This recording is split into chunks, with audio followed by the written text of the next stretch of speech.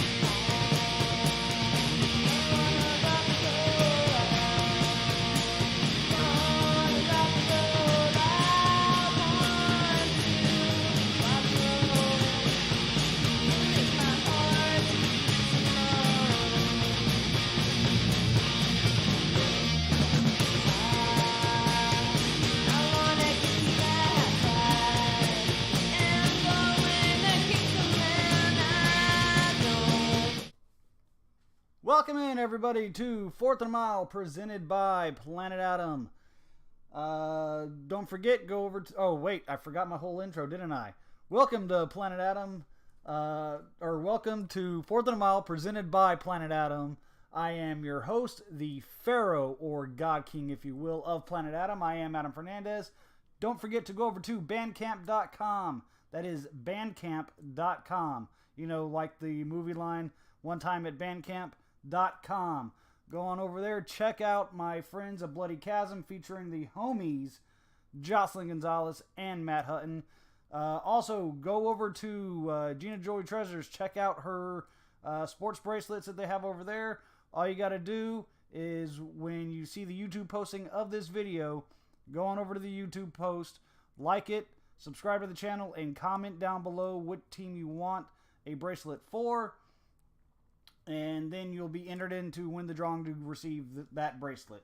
You can enter as many times as you want. All you got to do is keep doing it every single time you see a new video come up. So that's all you guys got to do for that. So, again, go over to bandcamp.com and check out A Bloody Chasm. And go over to Gina Jewelry Treasures. Check out her bracelets. She's got tons of bracelets, not just sports. She's got tons of them. Or tons of jewelry, period. It's Gina Jewelry Treasures.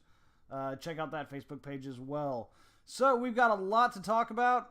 I was trying to get on here a lot earlier, but I was watching the Cardinals game. It went into the 13th inning, which has a lot to do with this first story that I'm going to talk to you guys about. I told you guys yesterday on Facebook that because I canceled yesterday's episode that I was going to talk about the stories that I was going to do yesterday. Today, I'm still going to talk about those, but this is a brand new story that I first saw last night. And it kind of goes into what happened with the Cardinals game today. And so, and it kind of also, it really does. It goes into what I was going to talk about the biggest problem in baseball. Now, let me ask everybody that's here, which is just Linda and Tomas as far as I can see. And then I'll keep asking the question later. Yeah, it looks like it's just you guys. But I will ask the question again later here. Without Googling, do me a favor. Do not Google the answer to this question. Who is Chris Sale? There's a reason why I'm asking that.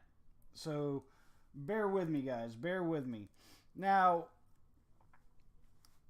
there's a document that came out recently. It was a leaked document from the Major League Baseball Commissioner's office. Rob Manfred, this douchebag right here. I'm about to pull up a picture for you guys. I've shown this picture to you guys before. He's a total douchebag and deserves to be called nothing less than a total douchebag, but he's a douchebag. Anyways, that is Rob Manfred. He is the commissioner of Major League Baseball. So this document came out the other day, and it was reported by a gentleman named Grant Brisby, who writes for SB Nation, which is a sports blog website. And he says that he actually got this document years ago. And let me also preface this by saying that there is no guarantee that this document is legit, but it kind of seems like that it is. So according to Mr. Brisby, this document that was released or that was leaked from the commissioner's office says that there will be several rule changes to Major League Baseball. And again, he got this back in about 2013. And these rule changes included stuff to pick up the pace of play in baseball. These rule changes included things that we were already seeing, such as limited mound visits. There is already a pitch clock in the minor leagues, and they've been toying with doing it in the majors, but the Players Association keeps fighting against it. But I can almost expect to see that here sometime very soon. Also, other things that have been tossed out, which is starting extra innings with a runner on second base. Things such as that. But in this document, there comes some other rule changes that scare the ever-loving shit out of me. One of those is a limit to relief pitchers as to how many batters they have to face. In other words, trying to prevent a relief pitcher. What best example I can think of is what they call a lefty specialist, who is a left-handed pitcher who is good at striking out left-handed batters, maybe not as good at striking out right-handed batters, but that's what he does. He comes in and he pitches to left-handers. So they're wanting to get away with that. Also, in that document, Manfred says something to the effect of, I don't have the quote right in front of me, but something to the effect of that the potency of the back end of bullpens today end up making for less excitement at the end of the game. I completely disagree with that wholeheartedly. Yes, there is a dominance in the back end of bullpens, yes, but I think that makes it more exciting come the 8th and 9th innings. And so that's another reason why he's wanting to implement the limits to relief pitchers. Another rule change, and God, if this ever happens, I will set something on fire. I don't know what I'll set on fire. I'm scared of fire. I don't want to ever go around fire, but I will set something on fire if Major League Baseball ever even considers implementing a mercy rule.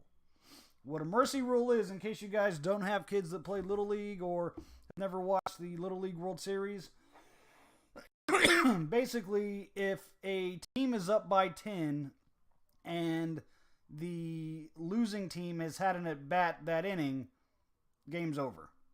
They cut the game off right there.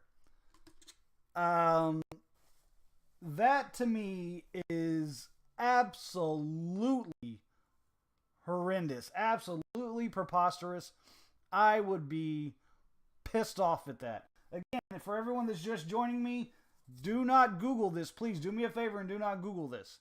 I want everyone that's here watching the show, tell me if you know who Chris Sale is. There's a reason I'm asking you that question.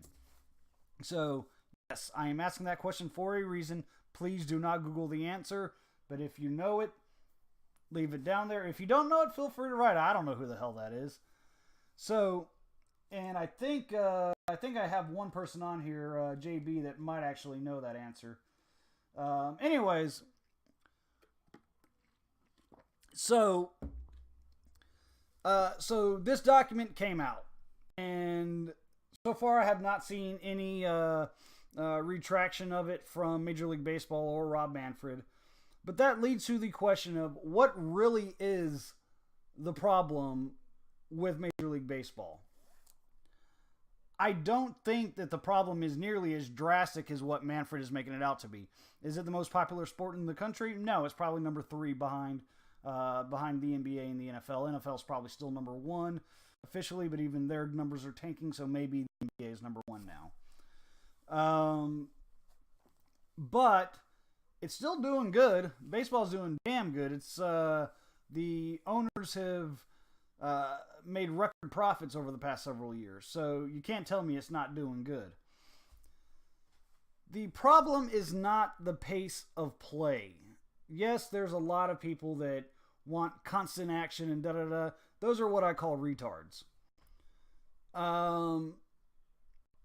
The fact is that baseball is a game where you go to the ballpark and enjoy a relaxing day at the ballpark. So there's a lot of time where there is no action.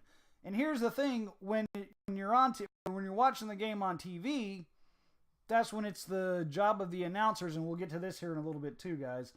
That's the job of the announcers to keep you intrigued in the game or just in the conversation. Because that's what announcers are supposed to be doing between pitches, between plays, is having a conversation about baseball. So a good announcer will still keep you intrigued. I sat here and watched a 13-inning game. Yes, it was my favorite team, but I can sit here and watch another 13-inning game if it's a good game. You know, which if it's a 13-inning game, it's probably a pretty damn good game because it already went through 9 innings tie. So I don't have a problem with the pace of play. Anybody that's a true baseball fan does not have a problem with the pace of play. What they're trying to say is, well, we want to bring in new fans. Here's the issue with that, and this is why I asked you guys who Chris Sale was. Does anybody out there know who LeBron James is? And I'm waiting for you guys to answer. If let's see who's still here. I'm seeing several names, but I don't know how many are still here. There we go. Well, it's not telling me how many are gone or not. But does anybody know who LeBron James is? I will tell you right now, it's probably every single one of you know who LeBron James is. Why do you know who LeBron James is? Well, you know who LeBron James is because he's the best basketball player on the planet. He's got shoes that go out galore. He is on pretty much, you can see him once every 3 or 4 commercial breaks at least when you're not even watching basketball. That is the problem with Major League Baseball. Chris Sale is one of, if not the very best pitcher in the game. If you're not a baseball fan, you have no idea who the guy is. Why is that? It has nothing to do with the fact that baseball is a boring sport. If you're saying that, you need to really pull your head out of your ass. It's not. It's a fun pastime. You can go to a ballpark, watch a game, and be completely entertained throughout the entire thing.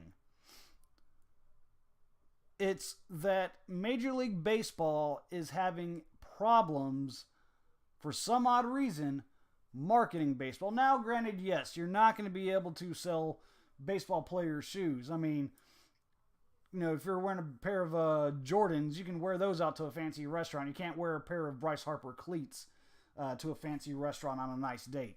That would just look pretty damn cheesy. But you can wear a pair of Jordans, a pair of LeBrons, a pair of Kobe. I think I think every basketball player has his own shoes. To include what are they called? Big baller brands or whatever the hell they are. Anyways, so the marketing of these athletes in baseball is severely lacking. In football, you can see commercials with Odell Beckham all the time. You can see commercials with, I'm trying to think of who else you see on commercials all the time. I know of a Dak Prescott DirecTV commercial.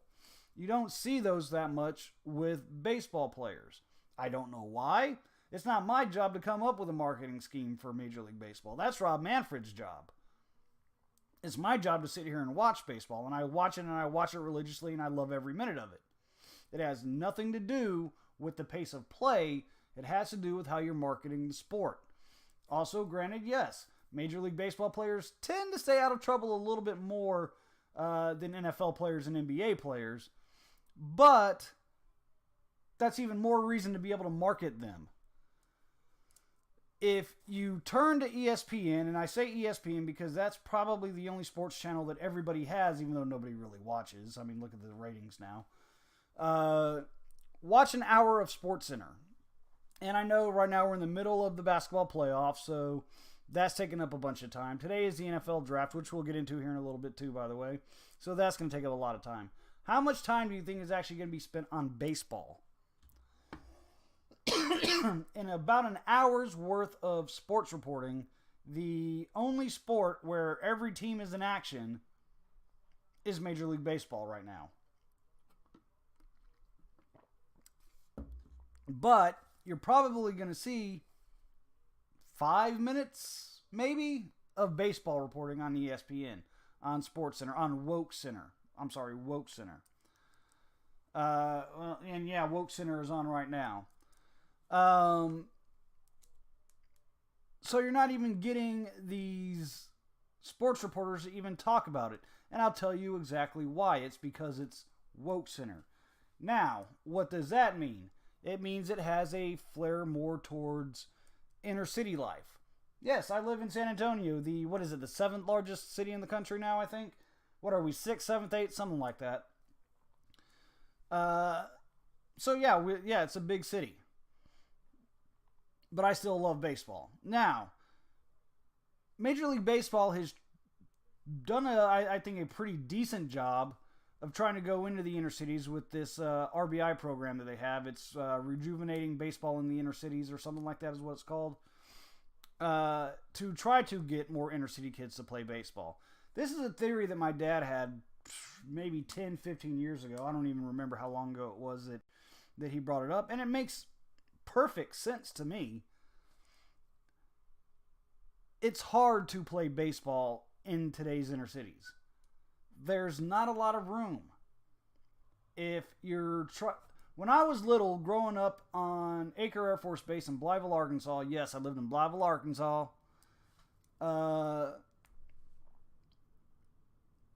We had a bunch of kids in the neighborhood. The two older of my brothers. I don't say my two older brothers because I'm the second oldest.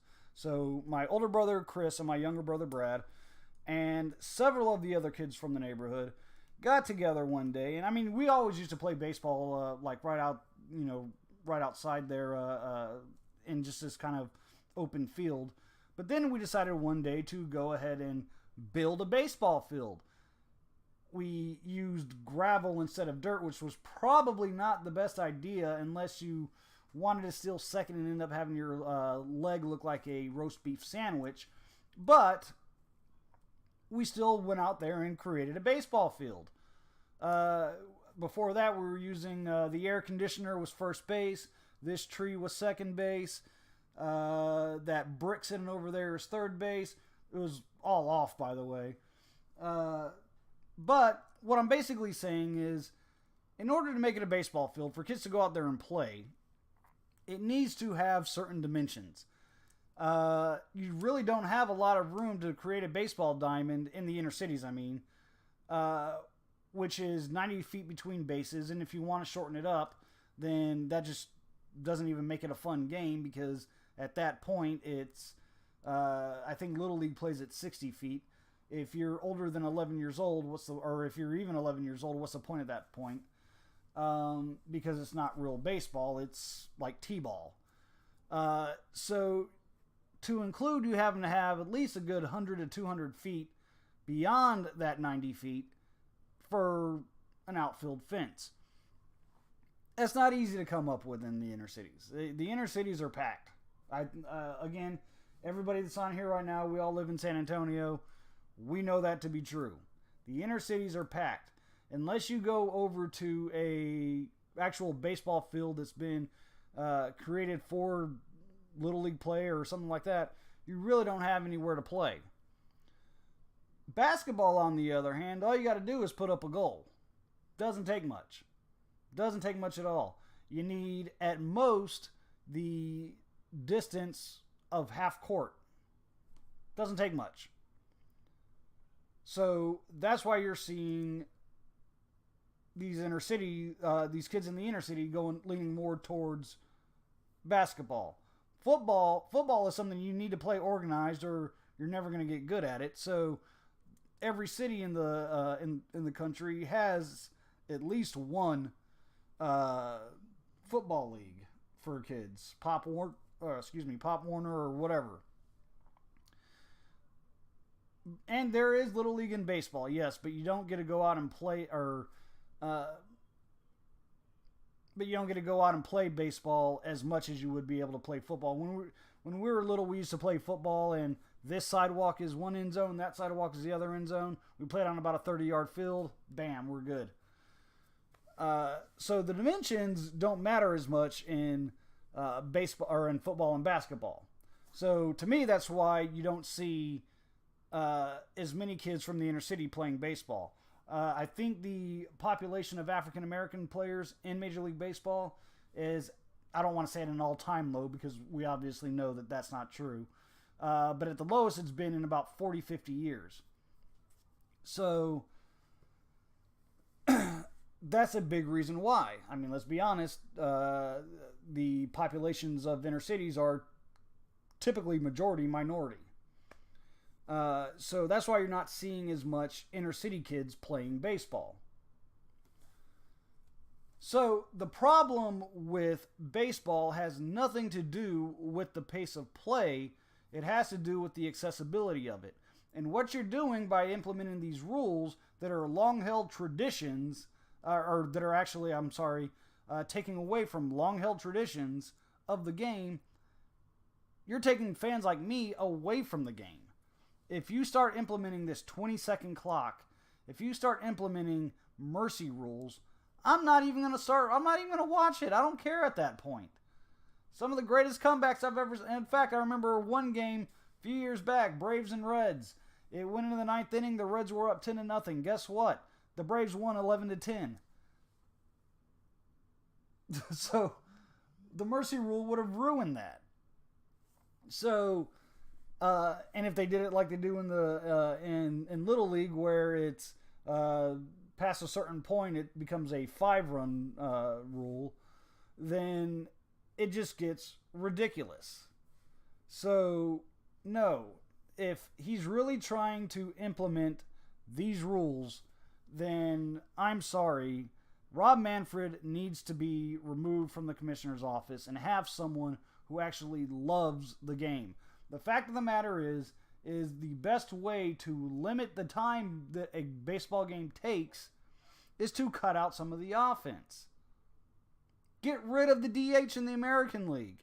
That's all you have to do. And guess what? The games won't last as long. Yes, you'll get these 13-inning games like today, but those are few and far between. So that is the best way to limit how long it takes to play a baseball game. That is the biggest problem with baseball. Not the pace of play. It's the lack of marketing for baseball. The lack of marketing of these players. You got some of the best players to ever play the game playing the game right now. Mike Trout, Bryce Harper, Manny Machado. All these guys should be names that everybody knows. And if they were in the NBA, we'll say LeBron James, Steph Curry, who else can I think of? But yeah, these guys everybody knows, including the people that live out in rural America who have the room to play baseball. So they're playing baseball and still enjoying basketball. When I lived in Arkansas, again, I lived on Acre Air Force Base in Blytheville, Arkansas. It was a little podunk town. I love that little town though. That's my home away from hometown, because Miami is still my hometown.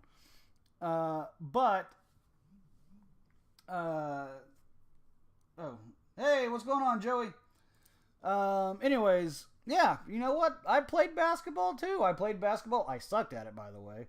That's why you never really saw me play basketball in high school. But I played basketball. I played baseball. Because we had the room to play baseball. So, it's not middle America versus the inner city. It shouldn't be, at least. the biggest issue is market baseball properly. Market these guys who are phenomenal baseball players. Manny Machado's not even from the U.S., but you know what? I'm sure as shit he could do a great Gatorade commercial. That's what you got to do to get people to notice who these guys are, to want to see them play. So that is the problem with baseball, not the pace of play. If you think it's the pace of play, then you have no respect or love for the game at all. Period. That's my opinion.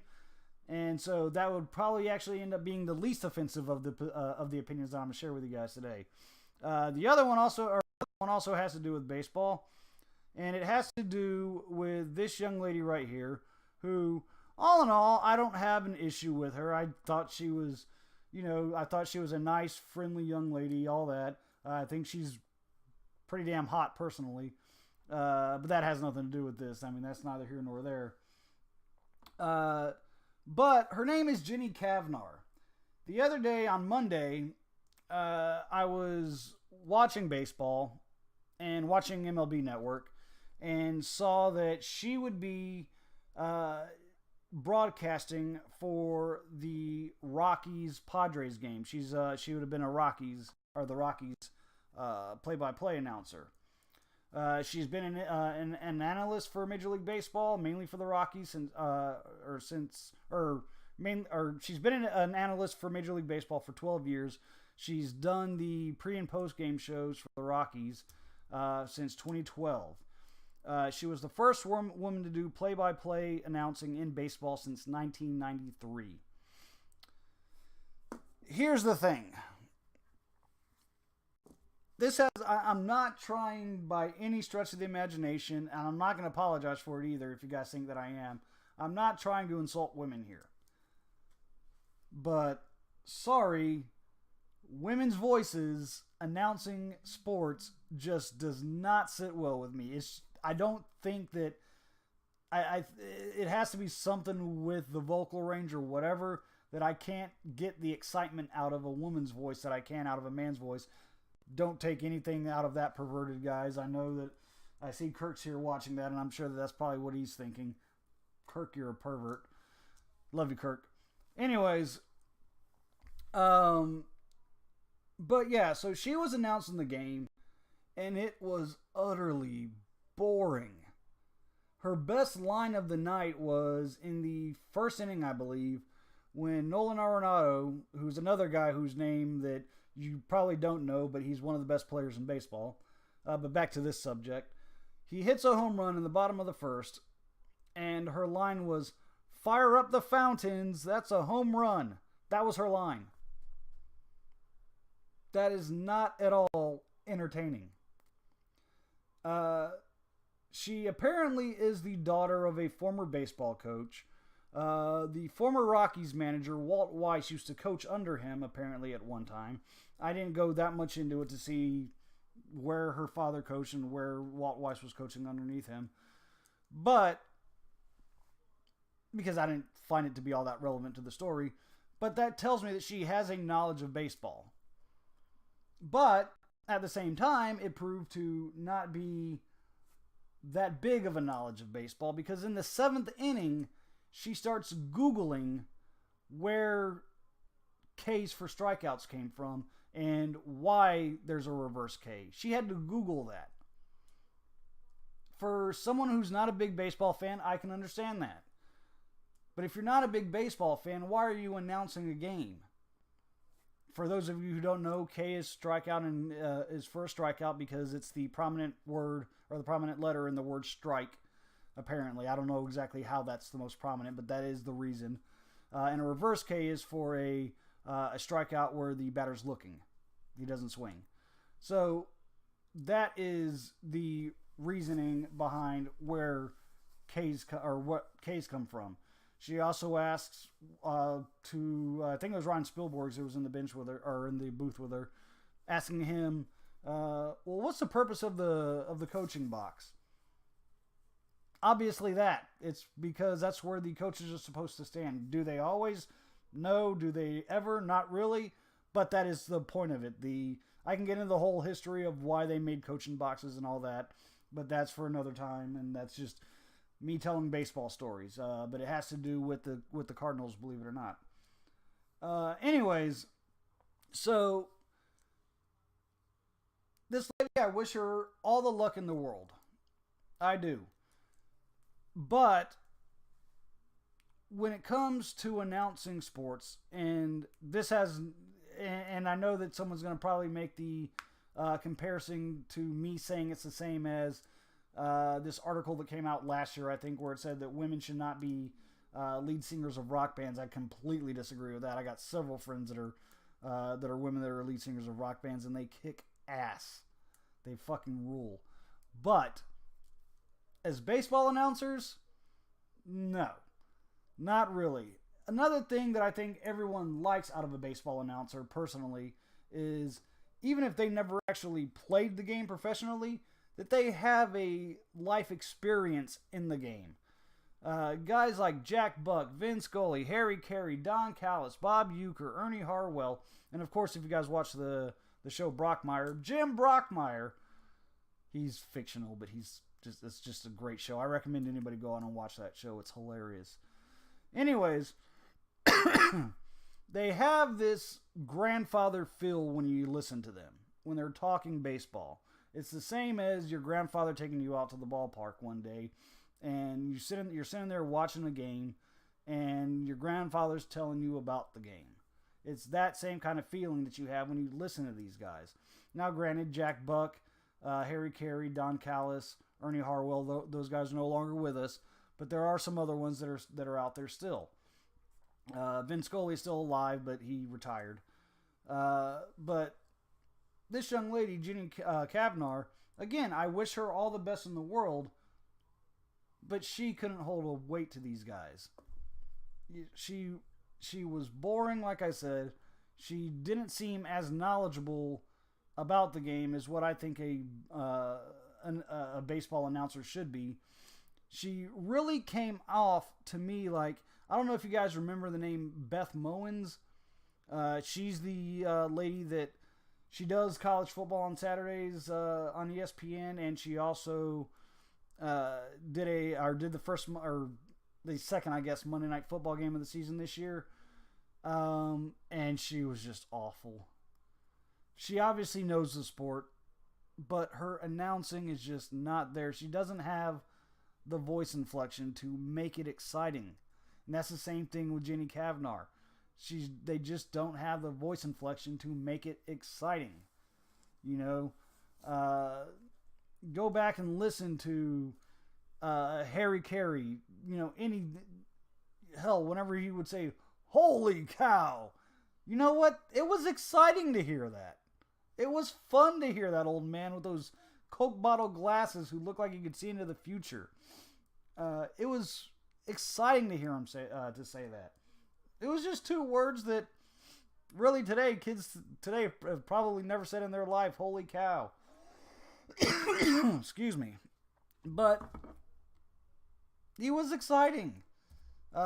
Jack Buck, one of the greatest of all time. He's the guy that first said, "We will see you tomorrow night." And when he said that, that was exciting. That was Game 6 of the 1991 World Series when Kirby Puckett hit a home run to walk it off in the Metrodome against the Braves. Yes, I know all this stuff about baseball.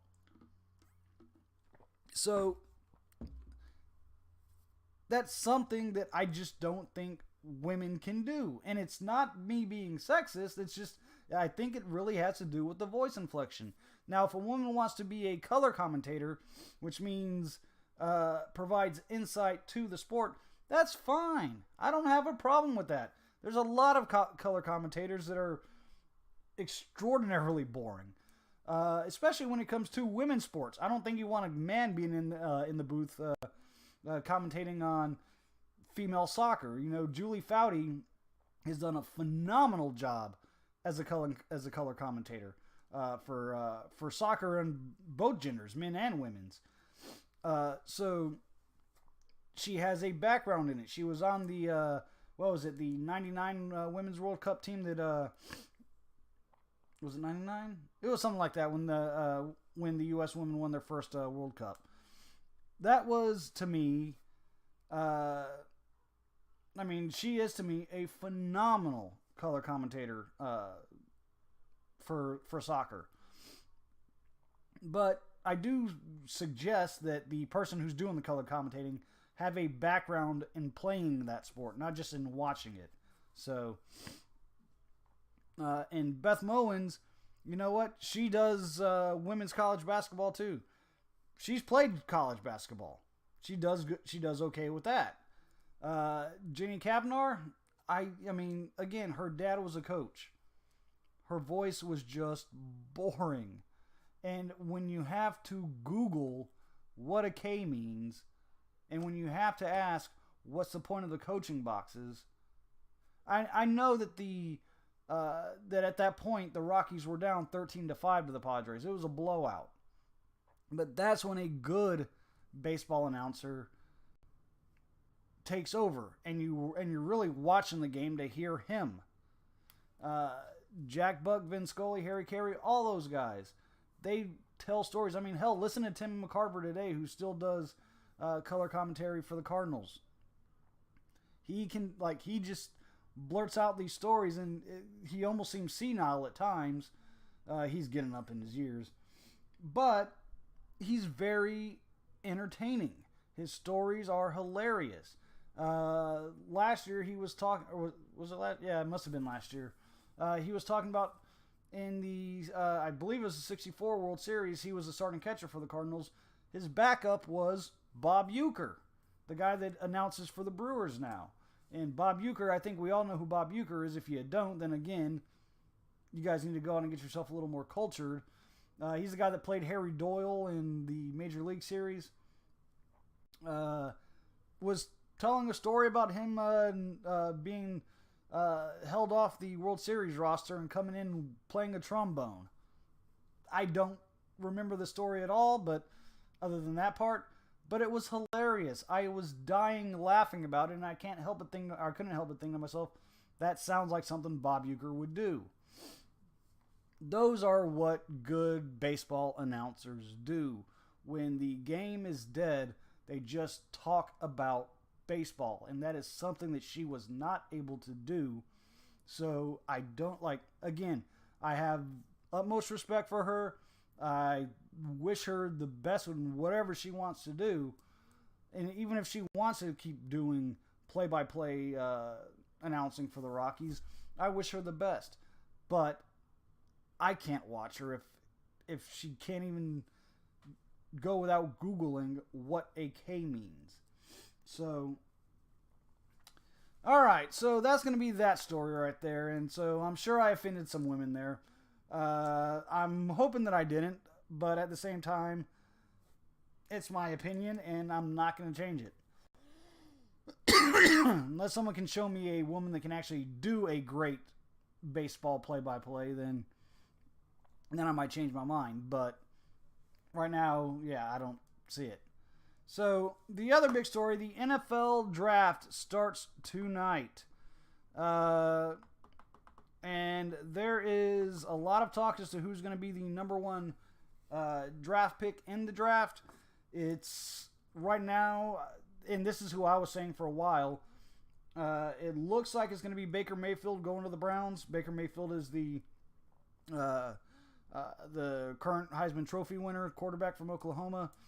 Great quarterback. I know everyone hates him because he grabbed his balls one time. So what? Did you see what's the name? Quentin Flowers did for USF in the in their rivalry game against UCF? Well, if you didn't, then you might need to go watch that and then tell me what Baker Mayfield did was offensive. So, anyways, so Baker Mayfield should be the number one draft pick. I think after that you're going to see, as far as quarterbacks go, Josh Rosen will be the next quarterback picked, and I think Sam Darnold after that. I think you're going to see Lamar Jackson be taken. Well, he's obviously going to be taken in the first round, I think, because there's still a lot of teams that are going to want a young backup to come on in and learn from a experienced. But the other day, a writer for the New York Daily News, something named Karan Phillips, says that if Lamar Jackson were white, he'd be the number 1 pick. So he's basically saying that the NFL is racist, and he gave you a bunch of examples as to why. Like, Deshaun Watson should have been taken before. He named Mitch Trubisky and what's the other guy's name? Quarterback for the Chiefs. Damn it! You know what? I was just looking him up too a second ago. Let me pull him up here real fast. There he is, Pat Mahomes. There we go. And so, yeah, he was saying that last year Deshaun Watson was taken after them, and it's because he was black. He's a great... saying I cannot play video. Is my video not showing? Or did it go off? No, it's still saying it's on. Hey, Stina, what's going on? Can you see me right now, Stina? Just type yes or no. Let me know if I'm on air still, because I don't know if I am or not. Let me find it. It looks like I am on my phone. Okay. All right. So Joey says right on, so that tells me that I'm still on. Okay, good. Anyways, so he was saying that Deshaun Watson should have gotten drafted before Mitch Trubisky and Pat Mahomes. You know what? Deshaun Watson ended up having a great year before he got hurt. Here's the problem, though, because he's saying that it's racist and that's why Deshaun Watson didn't get drafted before Mitch Trubisky or Patrick Mahomes. I guess that must mean that when the Chiefs drafted Mahomes, they only drafted the half white side because he's half black. Just letting you know there, Karan. I guess they didn't realize that. So... Anyways, here's the problem with his statement, because he's talking about Lamar Jackson's great statistics. He's saying, yeah, he didn't have the highest quarterback or pass completion rating. Yeah, he had 59.1. And that was his best year, by the way, was a 59.1. The way I look at it is when you take skill sets, the closest I can think of in recent years to Lamar Jackson would be Johnny Manziel. They were both guys that could, in college now, I'm not talking about what Johnny Manziel did in the NFL, I'm talking about what he did in college. Johnny Manziel and Lamar Jackson could take off at a moment's notice, pick up a good 30, 40, 50 yards running the football. Both have good arms. The problem is that while I told you Lamar Jackson's best completion rating was 59.1, in Manziel's 2 seasons at Texas A&M, his completion rating for both of those years was 68.9. That's almost 10 points higher than Lamar Jackson. That's a lot. That is a lot in the world of football. Now, here's the thing about that, though. That was a quarterback class that was vastly inferior to the quarterback class that's going to be drafted starting tonight. The quarterback class right now has about 5 or 6 guys that they're planning on possibly going in the first round. This one had 2. Johnny Manziel was the second. Or no, they had 3, I'm sorry. But Johnny Manziel was the second. Teddy Bridgewater got drafted just after him. But Johnny Manziel was drafted at the number 22 spot. And he was the second quarterback drafted. In Manziel's 2 seasons at Texas A&M. I'm going to go break them down year by year here. In 2012, he threw for 3,706 yards. In 2013, he threw for 4,114 yards. In 2012, he threw 26 touchdowns. In 13, he threw 37 touchdowns. In 12, he ran for 1,410 yards. And in 13, he drastically decreased his running yards, but still had 759, which was a lot. Now, again, he was drafted number 22 in his class. Let's look at Jackson. And I'm just going with his best stats in all 3 of his years. His best stats, the 59.1% completion that he had this past year. 3,660 yards and 30 touchdowns. Those were his passing stats. His best year was 3,660. Manziel's best year, what did I tell you guys, was 4,114. And in 2012, as a freshman, Johnny threw for 3,706 yards. So, Jackson, his passing yards aren't even equal to Johnny as a freshman. And that's the worst yards that Johnny put up. Now, granted, he only played 2 years. Hey, what's going on? Am I calling you Anna or am I calling you Bryce now? I don't even know. How's it going, though, homie? Anyways, so that is where Lamar Jackson stands compared to Johnny Manziel.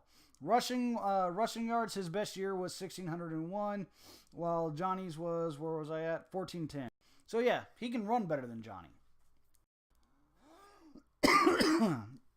So let's look at the quarterbacks coming out this year. Baker Mayfield, the Heisman Trophy winner, 70.5%, 4,627 yards, 43 touchdowns, and he ran for 311 yards. Josh Rosen, completion percentage 62.6, 3,756 yards, 26 touchdowns. Sam Darnold, 63.1%, 4,143 with 26 touchdowns. Why does Lamar Jackson need to be the number 1 draft pick, Mr. Phillips? Because if he's not drafted number 1, then the whole NFL is racist. Never mind the fact that Cam Newton, Jamarcus Russell, Jameis Winston, all these black quarterbacks went number 1 in the draft. But this year, in 2018, this is the year that the real racism in the NFL comes out, because they're not drafting Lamar Jackson number 1. Even though Lamar Jackson's numbers leave him at best number 4. Do I think he's better than Josh Allen? Yeah, even though during the combine I think Josh Allen outshined him. But I'm going to still give Lamar Jackson that. So, I don't see it as being racist. I think that that's utterly ridiculous by this guy, Karan Phillips. And I've seen other people say the same thing. Watch a game of Lamar Jackson's when he played for Louisville. And you'll see that a lot of his passes were either overthrown or underthrown. He was not a good passer. And this is a quarterback-driven league. I'm not saying he can't get better. In fact, I would actually say he's probably the 4th best of all the quarterbacks this year. And there's a lot of them that are coming out, not just the guys I named earlier. There are a ton of great quarterbacks coming out this year. So, again, Lamar Jackson not being drafted number 1 equates to the NFL being racist. Are you kidding me? Let me ask you this. When was the last, who was the last white cornerback to ever play? Jason Sehorn. Was that racist too? No. It's not racist. It's Lamar Jackson has potential to be a really good quarterback. In fact, look at Dak Prescott. Look how good he's been over his first 2 years. He was drafted in the middle rounds. He wasn't even drafted in the first round. Lamar Jackson has the potential to be better than Dak Prescott. But when you go by his performance at the combine and you go by his stats, yes, he was good enough to win the Heisman Trophy 2 years ago. He had a phenomenal year that year because he could run and pass. But he's not that good of a passer. That is the problem the NFL GMs are having with him, not that he's a black man. I've seen Lamar Jackson do tons of interviews. He is the nicest kid I've ever seen. Very intelligent. He wants to play quarterback. I believe he deserves to be given a shot at quarterback. I don't agree with Bill Polian saying that he needs to come out as a wide receiver. I don't agree with that at all. I think that the only position this kid has ever played is quarterback. Give him a shot to play quarterback. If he's not successful and he then wants to transfer to be a wide receiver, then let him be a wide receiver. But as of right now, let him play quarterback. However, I don't think that him being drafted the 4th or 5th overall quarterback means that the NFL is racist. I think that is a real dumb, stupid argument by Karan Phillips in the New York Daily News. And pretty much everyone else that I've seen also say that same thing. I've seen several people, some of them on YouTube. I think that is a ridiculous argument. I think I did a pretty good job of shattering that argument here. Lamar Jackson, I wish him the best. I think he could be good. I wouldn't bet I wouldn't bet all that money on it though. And so if I'm a GM and I desperately need a quarterback and he's still available after Baker Mayfield, Josh Rosen, Sam Darnold are all gone, then yes, I might take Lamar Jackson. I would, in fact, I would say I'd probably take Lamar Jackson at that point. But if I have the potential to draft one of those three, no, I'm going with those three. Or with one of those three. So, it has nothing at all to do with the color of Lamar Jackson's skin.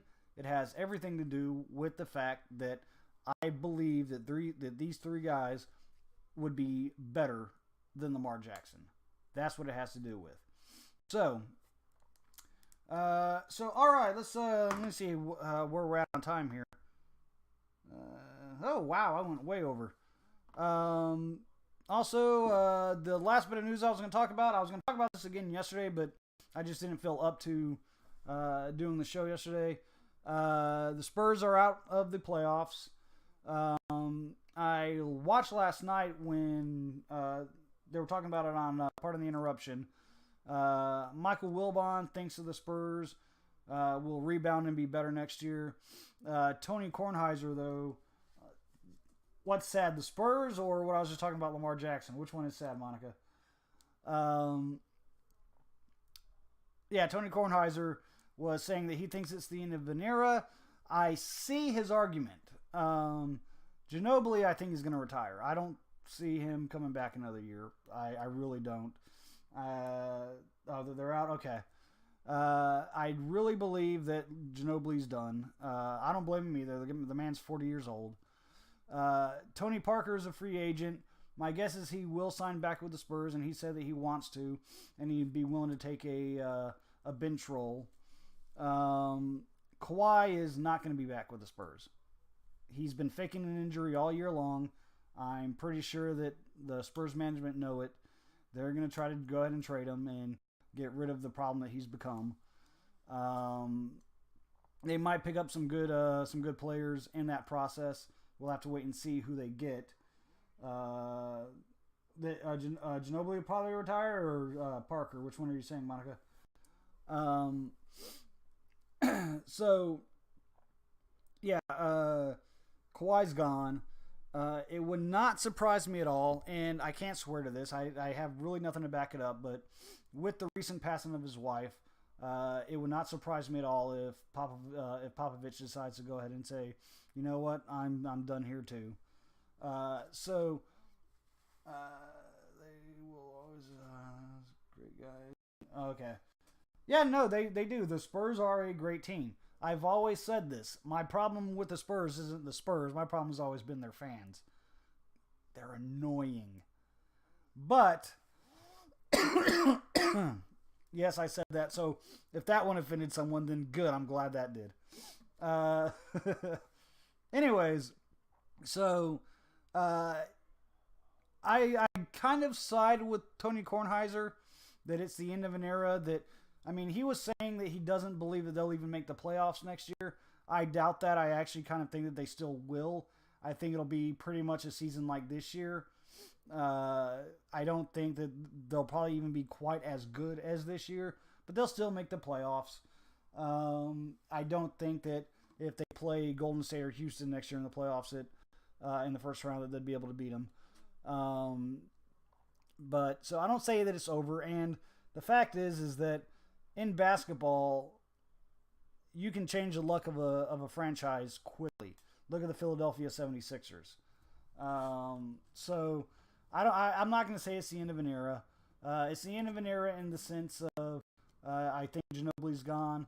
Parker will not be getting a lot of minutes next year. He's going to be a backup for the majority of the year, unless some injuries happen. And again, I think Popovich might be out as well. So in that sense, yes, it'd be the end of an era. But I do think that the Spurs have what it takes. They have a great fan base, annoying but a great loyal fan base, and that'll help the Spurs rebuild. And I think that they'll be back. I think it shouldn't take too long for them to do it at all. I think they've got a lot of money. They've got the right amount of money invested into the right amount of players, into the right amount of players, to where they'll still have money left over to make some pickups during the offseason. So the Spurs aren't done. I just think they're going to have a few years of basically rebuilding, and then they'll be back. I don't know. Like I said, I think Popovich might be gone. I don't know who they'd have take his place. I know who I have in mind, who I would like to see take his place, and that's what's her name, Becky Hammon. I would love to see that. But all in all, I think that if this year isn't Popovich's last year, the next year will be. So that's my opinion on that one. So let me go through everything I was talking about before I go ahead and call it a day. First off, the document that was leaked, according to Grant Brisbee, who again, I can't swear that this article is legit, was talking about some rule changes to Major League Baseball. This document came out, I think he said 2013, and these rule changes have been in effect as in recent years, to include limited mound visits. But these rule changes in this document are also saying first limit relief pitchers and also a mercy rule. I think both of those are extremely stupid, as I don't think pace of play is the problem for Major League Baseball. I think the problem with Major League Baseball is the fact that they're not marketing as well as they should. And if they do that, then I think you'll start getting more fans in.